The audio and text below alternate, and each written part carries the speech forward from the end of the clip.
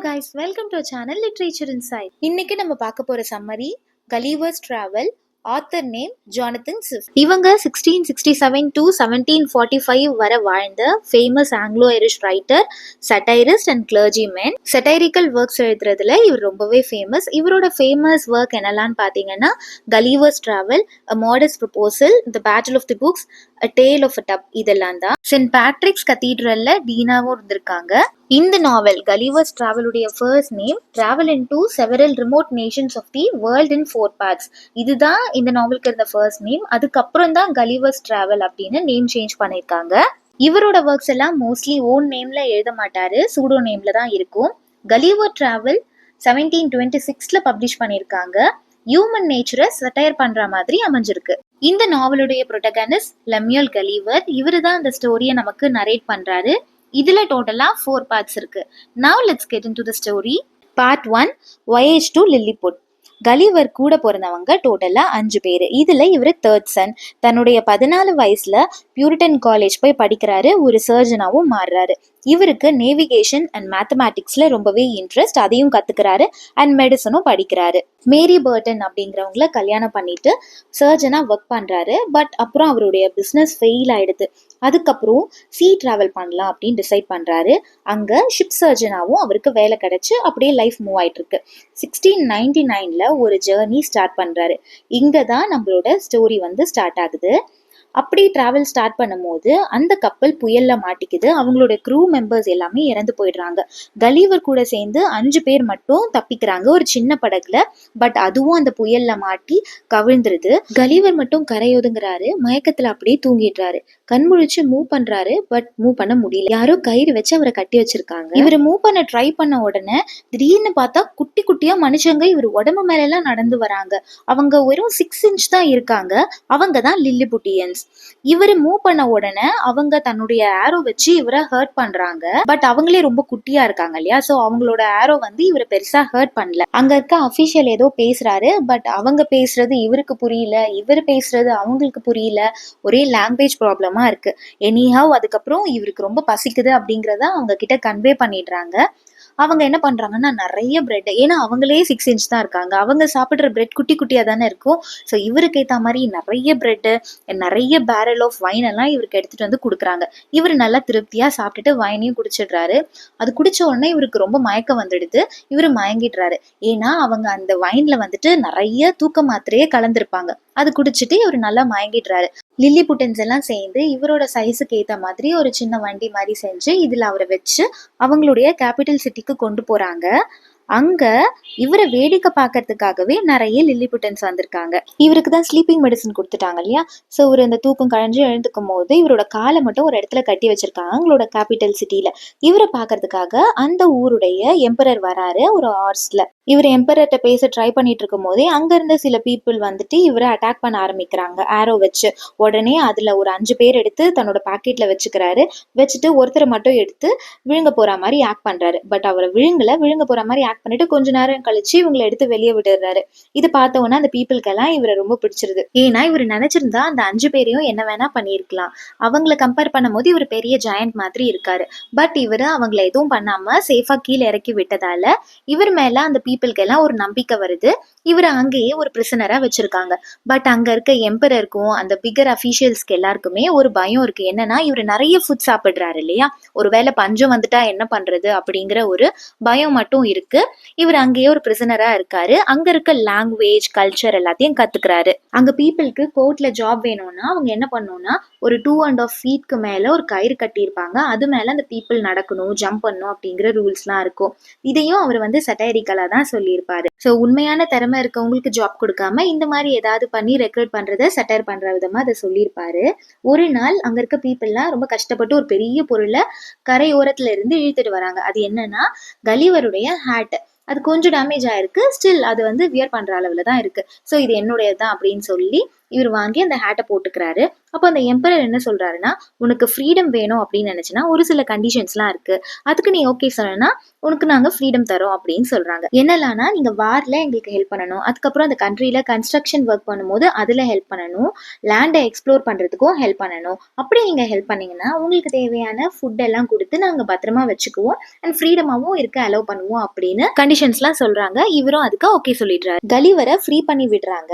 இவரு அங்க இருக்க கேபிட்டல் சிட்டியை சுத்தி பார்க்க போறாரு. அந்த சிட்டி இவருக்கு ரொம்ப பிடிச்சிருக்கு, ரொம்பவே இம்ப்ரெஸ் ஆயிடுறாரு. அங்கதான் ரெட் ரெசல் அப்படிங்கிற ஒருத்தரை மீட் பண்றாரு. அவரு கலிவர் கிட்ட 2 பிரச்சனைய பத்தி சொல்றாங்க. என்னன்னா, அந்த கண்ட்ரிக்குள்ளேயே 2 குரூப் ஆஃப் பீப்புள் இருக்காங்க. ஒரு குரூப் பேரு ட்ரமாக்சன், இன்னொரு குரூப் பேரு ஸ்லமாக்சன். ட்ரமாக்சன் அப்படிங்கிறவங்க ஹை ஈல்டு ஷூஸ் போட்டிருப்பாங்க, ஸ்லமாக்சன் அப்படிங்கிறவங்க லோ ஈல்டு ஷூஸ் போட்டிருப்பாங்க. இந்த எம்பையர் என்ன பண்றாருன்னா, இந்த லோ ஈல்டு ஷூஸ் அதாவது ஸ்லமாக்சனுக்கு தான் சாதகமா எல்லா விஷயமும் பண்றாங்க, அவங்களுக்கு தான் சப்போர்ட் பண்றாங்க. ஸோ இதனால இப்படி ஒரு கோல்டு வார் போயிட்டு இருக்கு அப்படின்னு சொல்றாரு. செகண்ட் ப்ராப்ளம் என்னன்னா, பக்கத்து நேஷனான பிளெஃபஸ்கோ இவங்க கூட சண்டை. இதுதான் அவங்களுடைய ரைவல் நேஷன். பிளெஃபஸ்கோ கூட சண்டை. எதுக்காக சண்டைனா, ஒரு சில்லி விஷயம், முட்டையை எப்படி உடைக்கிறது அதை வச்சுதான் இவங்களுக்குள்ள சண்டையே வருது. ஒரு செட் ஆஃப் பீப்புள் என்ன சொல்றாங்கன்னா, அந்த லார்ஜ் எண்ட்ல தான் உடைக்கணும்னு சொல்றாங்க. இன்னொரு செட் ஆஃப் பீப்புள் இல்ல ஸ்மால் எண்ட்ல தான் உடைக்கணும் அப்படின்னு சொல்றாங்க. ஒரு நாள் பிரின்ஸ் வந்து லார்ஜ் எண்ட்ல உடைக்கும் போது அவருடைய கையில வந்து ஹர்ட் ஆயிடுது. அதனால அந்த கண்ட்ரியுடைய எம்பரர் என்ன சொல்றாரு, எல்லாரும் வந்து ஸ்மால் எண்ட்ல தான் உடைக்கணும் அப்படின்னு சொல்லிடுறாரு. அதனால அந்த கண்ட்ரில பெரிய கலவரமே வந்துடுது, நிறைய பேர் இறந்து போயிடுறாங்க, அந்த அளவுக்கு பிரச்சனை வருது. ஸோ பிக் எண்ட்ல உடைக்கணும் அப்படிங்கிறவங்க எல்லாரும் என்ன பண்ணிடுறாங்கன்னா, பிளெஃபஸ்கோக்கு எஸ்கேப் ஆகி போயிடுறாங்க. பிகாஸ் அந்த எம்பரர் ஸ்மால் எண்ட்ல உடைக்கிறவங்களுக்கு தானே சப்போர்ட் பண்றாங்க, அதனால பிளெஃபஸ்கோக்கு போயிடுறாங்க. இப்போ அவங்க ஒரு வார்க்கு தயாராகிறாங்க. அப்படி ஒரு வார் வந்ததுன்னா நீங்க தான் ஹெல்ப் பண்ணணும் அப்படின்னு கலிவர் கிட்ட ஹெல்ப் கேட்கிறாரு. கலிவரும் நான் ஹெல்ப் பண்றேன் அப்படின்னு ப்ராமிஸ் பண்ணிடுறாரு. வார் ஸ்டார்ட் ஆயிடுது. பிளெஃபஸ்கோல இருந்து இவங்களை அட்டாக் பண்றதுக்காக கப்பல் படையெல்லாம் வந்துடுது. கப்பல் எல்லாம் கடல்ல நின்றுட்டு இருக்கு. கலிவர் ஈஸியா அந்த கடல்ல நடந்தே போய் கப்பல் எல்லாம் கையில எடுத்துட்டு வந்துடுறாரு. அதுக்கப்புறம் அந்த பிளெஃபஸ்கோல இருக்க பீப்புளால கரை தாண்டி வந்து இவங்க கிட்ட சண்டை போட முடியல. இந்த லில்லிபுட்டன்ஸ் எல்லாம் ரொம்ப சந்தோஷமாயிடுறாங்க. கலிவருக்கு பட்டம்லாம் கொடுக்குறாங்க. அதுக்கப்புறம் அந்த எம்பரர் கலிவர் கிட்ட பிளெஃபஸ்கோ ஃபுல்லா அழிச்சுடு, நீ அங்க போய் அந்த எம்பையரே நாசம் ஆக்கிட அப்படின்னு சொல்றாங்க. அதுக்கு கலிவர் அதெல்லாம் முடியாது, ஹெல்ப் பண்ண சொல்லி கேட்டீங்க நான் பண்ணேன், பட் அவங்களெல்லாம் கொல்ல முடியாதுன்னு சொல்லிடுறாங்க. இதனால கலிவர் மேல அந்த எம்பரருக்கு கொஞ்சம் மன கஷ்டம் வருது. ஒரு நாள் அங்க இருக்க பேலஸ்ல ஃபயர் பிரேக் அவுட் ஆயிடுது. அங்க இருக்க பீப்புள்லாம் அந்த ஃபயர் அணைக்கிறதுக்கு ரொம்ப கஷ்டப்படுறாங்க. அந்த சமயத்துல கலிவர் என்ன பண்றாருன்னா, யூரினேட் பண்ணி அந்த ஃபயர் அணைச்சிடுறாரு. குவீனை காப்பாத்திடுறாங்க. ஆனா அந்த குவீனுக்கு ரொம்ப கோவம் வருது, அவங்களுக்கு பயங்கர அருவருப்பாயிடுது. நீ எப்படி யூரினேட் பண்ணி இந்த தீ அணைக்கலாம், நீ தண்ணியில யூஸ் பண்ணிருக்கணும் அப்படின்னு சொல்லி கலிவர் மேல ரொம்ப கோவப்படுறாங்க. அப்புறம் கலிவருக்கு என்ன தெரிய வருதுன்னா, அங்க இருக்க பீப்புளுக்குலாம் ஐசைட்ல ஒரு ப்ராப்ளம் இருக்கு, கிட்ட இருக்க பொருள் மட்டும் தான் பார்க்க முடியும், தூரமா இருக்க பொருளை பார்க்கறதுல அவங்களுக்கு ஒரு ப்ராப்ளம் இருக்கு அப்படின்னு தெரிய வருது. அண்ட் அங்க இருக்க பீப்புள்லாம் ரொம்ப ஸ்ட்ரிக்ட் ரூல்ஸை ஃபாலோ பண்றாங்க. அங்க இருக்க சில்ட்ரன்ஸ்லாம் பேரண்ட்ஸ் வளர்க்க மாட்டாங்க, அந்த ஸ்டேட்டே அவங்கள வளர்த்துக்கும். அது மட்டும் இல்லாம ஒவ்வொரு கம்யூனிட்டில இருந்து வர குழந்தைங்களுக்கும் ஒவ்வொரு விஷயம் அங்க கத்துக் கொடுக்கப்படுது.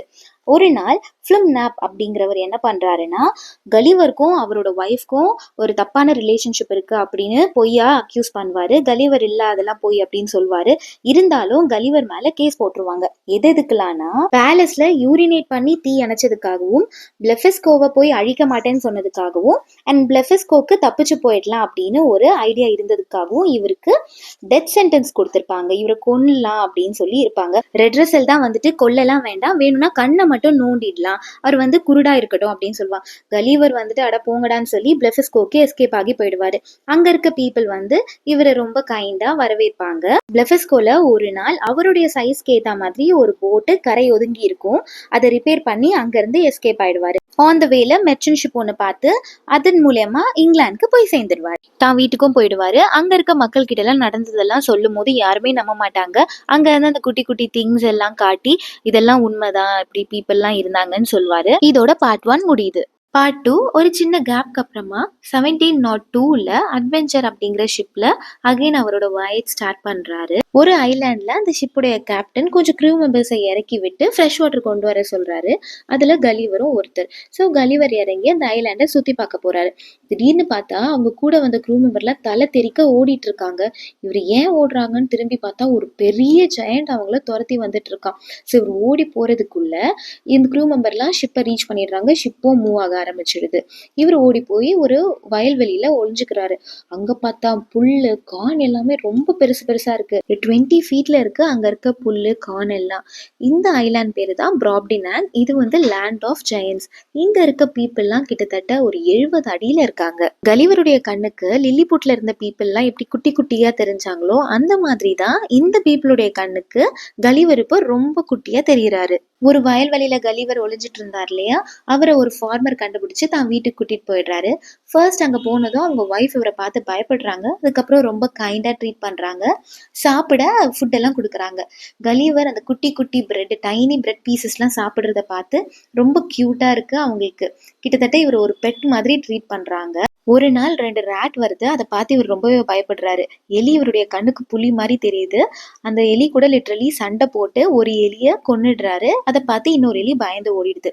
ஒரு நாள் அந்த வீட்டுல இருக்க ஒரு பேபி இவரை தூக்கி விழுங்குற அளவுக்கு போயிடுது. அதுக்கப்புறம் இவரை காப்பாத்திடுறாங்க. அவங்க வீட்டுல 9 இயர்ஸ்ல ஒரு பொண்ணு இருக்கா. அவ இவரை நல்லா பாத்துக்கிறா. அவங்களோட லாங்குவேஜை இவருக்கு சொல்லித்தரா. தன்னோட பொம்மையோட தொட்டில்ல இவரை எலிகள் கிட்ட இருந்து காப்பாத்துறதுக்காக தான் தொட்டில்ல போட்டு தூங்க வைக்கிறா. ஒரு நாள் இந்த ஃபார்மருடைய நெய்பர் என்ன சொல்றாருன்னா, நீ இந்த குட்டி மனுஷனை வச்சிருக்கல, இவனை மார்க்கெட் பிளேஸ்ல கொண்டுட்டு போய் ஒரு ஷோ பண்ணு, எல்லாரும் வந்து பார்க்கட்டும், நீயும் நல்லா சம்பாதிக்கலாம் அப்படிங்கிற ஒரு ஐடியா கொடுக்குறாரு. ஸோ இந்த ஃபார்மரும் கலிவரை மார்க்கெட் பிளேஸ் கொண்டுட்டு போயிட்டு நிறைய ஷோஸ் பண்றாரு. இவரை வச்சு அவரை நல்லா சம்பாதிக்கிறாரு. ஸோ இந்த மாதிரி ஒரு குட்டி மனுஷன் இருக்கான் அப்படிங்கிறது இந்த ஊர்ல எல்லாருக்கும் தெரிய வருது. ஸோ அந்த கண்ட்ரியோட குயின்க்கும் தெரிய வருது இப்படி ஒரு குட்டி மனுஷன் இருக்கான்னு. அவங்களும் கலிவரை பார்த்த உடனே அவங்களுக்கு ரொம்ப பிடிச்சு போயிடுது. அந்த ஃபார்மர் கிட்ட 1000 கோல்ட் காயின் கொடுத்து கலிவரை வாங்கிட்டு போயிடுறாங்க. அவருக்கும் பேலஸ்ல இருக்க அந்த லைஃப் பிடிச்சிருக்கு. அவருக்குன்னு நிறைய கிளாத்ஸ் கொடுக்குறாங்க. அவருக்கு தங்குறதுக்காக குட்டி அபார்ட்மெண்ட் தராங்க.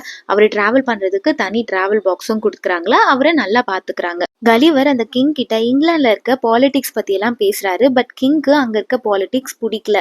என்ன இப்படி எல்லாம் திட்டங்கள் எல்லாம் இருக்கு, அவர் இங்கிலாந்துல இருக்க பீப்புளை வந்து தே ஆர் நாட் வைஸ் அப்படின்னு சொல்றாரு. பேலஸ்ல ஒரு டிராஃப்ட் இருக்காங்க, அதாவது ஒரு குள்ள மனுஷன். அந்த குள்ள மனுஷனுக்கு கிடைச்ச அட்டென்ஷன் எல்லாம் இப்போ கலிவருக்கு கிடைக்குது அப்படின்னா அவருக்கு ரொம்பவே பொறாமையா இருக்கும்.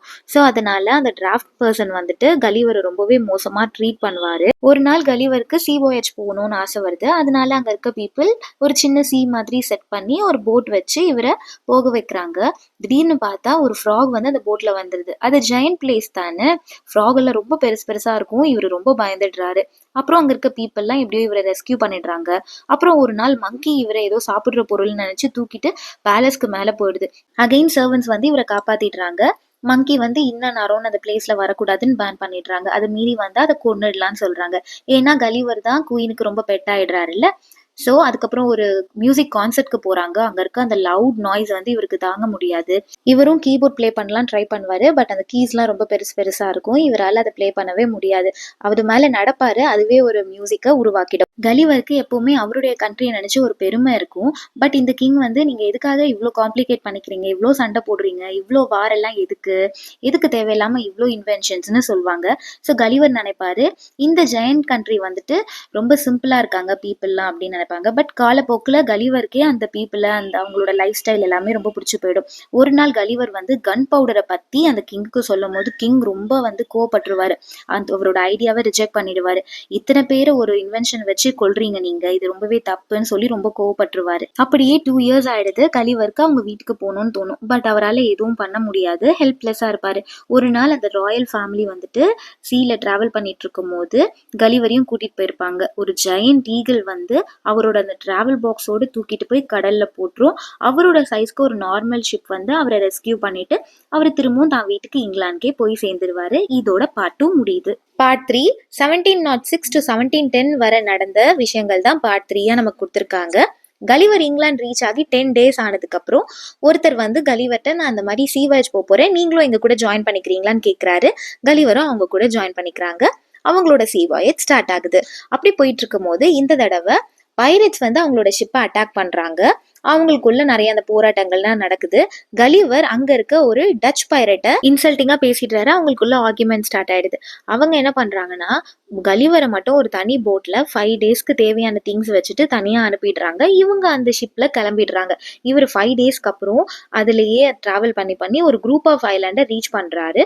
அந்த இடத்துல ஒரு சின்ன கேம்ப் மாதிரி போட்டு செட்டில் ஆன உடனே ஒரு பீஸ் ஆஃப் ஒரு லேண்ட் வந்து அவருக்கு தலைக்கு மேல ஃப்ளோட் ஆயிட்டு வரத பாக்குறாரு. அது ஒரு பீஸ் ஆஃப் லேண்ட் ஆனா ஃப்ளோட் ஆயிட்டு வருது. வருது. அவருக்கு ஒரே ஆச்சரியம். அந்த லேண்ட்ல மக்கள் எல்லாம் வாழ்றாங்க. கொஞ்சம் கொஞ்சமா அந்த லேண்ட் கீழ இறங்கி வருது. அங்க இருந்து ஒரு சின்ன செயின் ரோப் மாதிரி இவருக்கு கீழ இறக்குறாங்க. அத புடிச்சுட்டு இவரும் வந்துட்டு மேல போயிடுறாரு. இதுதான் ஃப்ளோட்டிங் ஐலேண்ட் லப்பூட்டா. அண்ட் அங்க இருக்க மக்களுக்குலாம் ஒரு கண்ணு மேல பார்த்தா மாதிரியும் இன்னொரு கண்ணு கீழே பார்த்தா மாதிரியும் இருக்கு. தலை வந்து ஒரு சைடு ஒரு சைடு டில்ட் ஆன மாதிரி இருக்கு. அண்ட் அவங்களுக்கு மேத் அண்ட் அஸ்ட்ரானமில நிறையவே இன்ட்ரெஸ்ட் இருக்கு. அவங்க மியூசிக்லயும் நிறைய இன்ட்ரெஸ்ட் காட்டுறாங்க. அவங்களோட வீடெல்லாம் ப்ராப்பரா பில்ட் பண்ண மாதிரி இல்ல. கலிவரை அவங்க கிங் கிட்ட கூட்டிட்டு போறாங்க. இவர் பேசுறது அவருக்கு புரியல, கிங் பேசுறது இவருக்கு புரியல. ஸோ அதனால கலிவருக்கு அவங்களுடைய லப்யூட்டியன் லாங்குவேஜை கற்றுக் கொடுக்கறதுக்காக ஒரு மாஸ்டர் அப்பாயிண்ட் பண்றாங்க. அந்த லப்யூட்டியன் லாங்குவேஜை இவருக்கு கொஞ்சம் கொஞ்சமா சொல்லி கொடுக்குறாரு. அங்க இருக்க ஒய்ஃப்லாம் என்ன பண்றாங்கன்னா அவங்க ஹஸ்பண்டை சீட் பண்ணிட்டு கீழே இருக்க அண்டர் ஐலாண்டான பால்னி பார்பி அப்படின்னு சொல்லக்கூடிய ஒரு ஐலாண்டுக்கு போயிடுறதா இவர் கேள்விப்படுறாரு. பட் இதை கவனிக்கிற அளவுக்கு அங்க இருக்க ஹஸ்பண்ட்ஸ்க்கு டைம் கிடையாது. ஏன்னா அவங்க மேத் அண்ட் அஸ்ட்ரானமிலேயே ரொம்ப கான்சென்ட்ரேட்டடா இருக்காங்க. அவங்களுக்கு மேத் அண்ட் அஸ்ட்ரானமி ரொம்ப பிடிக்குது. அவங்களோட ப்ராக்டிக்கல் லைஃப்ல அதை அவங்க அப்ளை பண்ண மாட்டேங்கிறாங்க. ரொம்ப புவரான இம்ப்ராப்பர் லைஃப் தான் அவங்க லீட் பண்ணிட்டு இருக்காங்க. கலிவருக்கு லப்பூட்டால இருக்க லைஃப் ஸ்டைல் ரொம்ப போரிங்கா இருக்கு. ஸோ அவரும் பால்னி பார்பி ஐலாண்டுக்கு போகணும்னு ஆசைப்படுறாரு. ஃபைனலி அந்த ஐலாண்டுக்கும் போயிடுறாரு. அங்க போயிட்டு அங்க இருக்க டவுன்ஸ் எல்லாம் விசிட் பண்றாரு. அங்க வந்து ஊர்லாம் ரொம்ப புவரா அப்படி இருக்கு. அங்க இருக்க மக்கள் எல்லாம் கிழிஞ்ச துணி போட்டுட்டு இருக்காங்க, நஞ்சு போன துணி எல்லாம் போட்டிருக்காங்க. ஃபார்மிங் சரி இல்லாம லேண்ட் எல்லாம் ரொம்ப ட்ரையா இருக்கு. பட் ஒரு பர்சனை மீட் பண்றாரு, ஒரு லேண்ட் லார்ட். அவரோட வீடு மட்டும் ப்ராப்பரா கட்டி இருக்கு. அவரோட லேண்ட்ல ஃபார்மிங் நல்லா இருக்கு. அப்போதான் அவர் சொல்றாரு, அங்க இருக்க ஒரு செட் ஆஃப் பீப்புள் வந்து லப்பூட்டாக்கு போயிட்டு நிறைய ஐடியாஸோட திரும்பவும் பால்னி பார்பிக்கு வந்தாங்க. அங்க இருந்த ஐடியாஸ் எல்லாம் இப்போ இம்ப்ளிமெண்ட் பண்ணதாலதான், ரொம்ப சில்லியான ஐடியாஸ் அதெல்லாம் ஒர்க் அவுட் ஆகாத ஐடியாஸ், அதை இம்ப்ளிமெண்ட் பண்ணதாலதான் இந்த கண்ட்ரி வந்து இப்படி ஆயிடுச்சு, இந்த ஐலாண்ட் இப்படி ஆயிடுச்சுன்னு சொல்றாங்க. இந்த மாதிரி விஷயங்களை எக்ஸ்பெரிமெண்ட் பண்றதுக்காக ஒரு அகாடமியே இருக்குன்னு சொல்றாங்க. கலிவர் அந்த அகாடமியை போய் பாக்குறாரு. அங்க பார்த்தா ரொம்ப சில்லியான விஷயத்தெல்லாம் பண்ணிட்டு இருக்காங்க. குக்கும்பர்ல இருந்து சன்லைட் எடுக்கிறதுக்கான ஒரு ரிசர்ச் பண்ணிட்டு இருக்காங்க. ஐஸ்ல இருந்து கன் பவுடர் எடுக்கிறதுக்காக, அண்ட் அதுக்கப்புறம் வேஸ்ட் ப்ராடக்ட்ஸ்ல இருந்து ஃபுட் எடுக்கிறதுக்காக, அப்புறம் வீடு கட்டும் போது ரூஃப் வந்து டுவர்ட்ஸ் தி கிரவுண்ட் இருக்கிற மாதிரி ஒரு ரிசர்ச் பண்ணிட்டு இருக்காங்க. அப்புறம் பிள்ளைங்களுக்கு மேத் சொல்லி கொடுக்கும் போது ஒரு வேஃபர்ல மேத் ஃபார்முலாஸ்லாம் எழுதி அதை சாப்பிட்டுட்டா உங்களுக்கு மேத் நல்லா வரும் அப்படின்ற மாதிரிலாம் சொல்றாங்க. இதை பார்க்கும்போது அவர் ரொம்ப வெக்ஸ் ஆயிடுறாரு.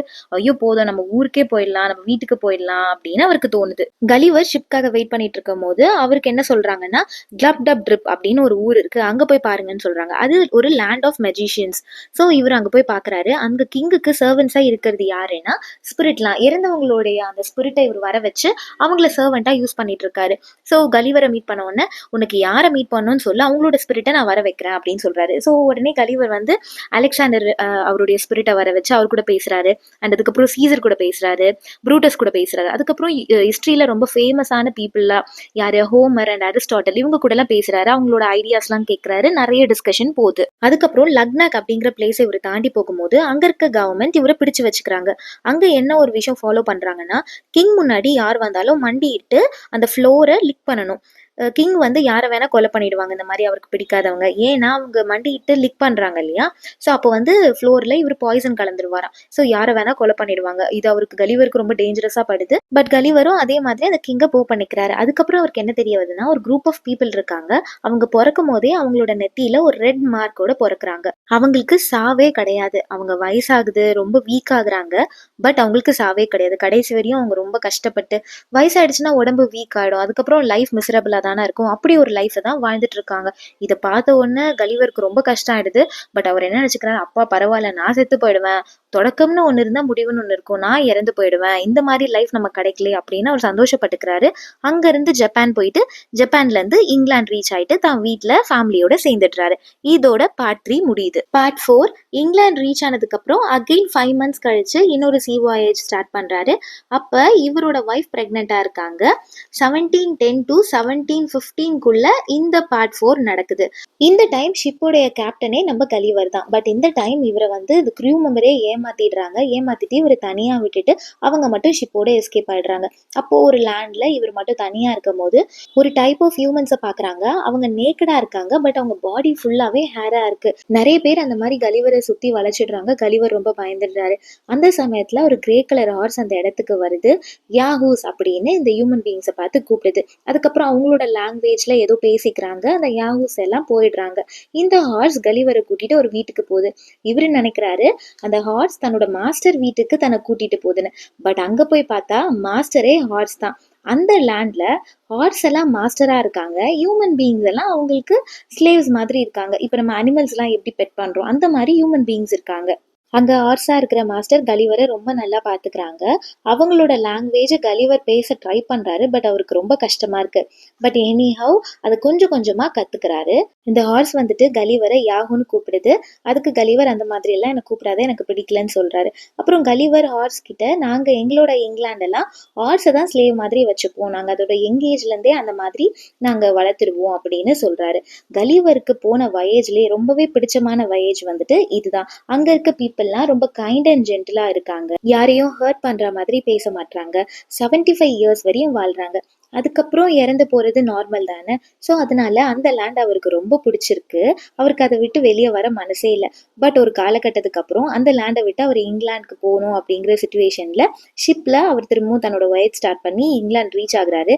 அந்த ஷிப்ல கேப்டன் கிட்ட அவருக்கு பேசவே பிடிக்கல. ஏன்னா இத்தனை நாள் ஆர்ட்ஸ் கிட்டேயே பேசி பழகினதால ஹியூமன்ஸை அவருக்கு சுத்தமாக பிடிக்காம போயிடுது.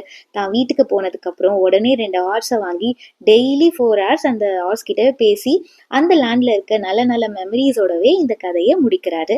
இதோட கலிவர்ஸ் டிராவலும் முடியுது. இந்த வீடியோ உங்களுக்கு யூஸ்ஃபுல்லா இருந்ததுன்னா லைக் பண்ணிட்டு சப்ஸ்கிரைப் பண்ணிக்கோங்க. அடுத்த இந்த டாபிக்ல வீடியோ போடலான்னு கமெண்ட் பண்ணுங்க. தேங்க்யூ ஃபார் வாட்சிங்.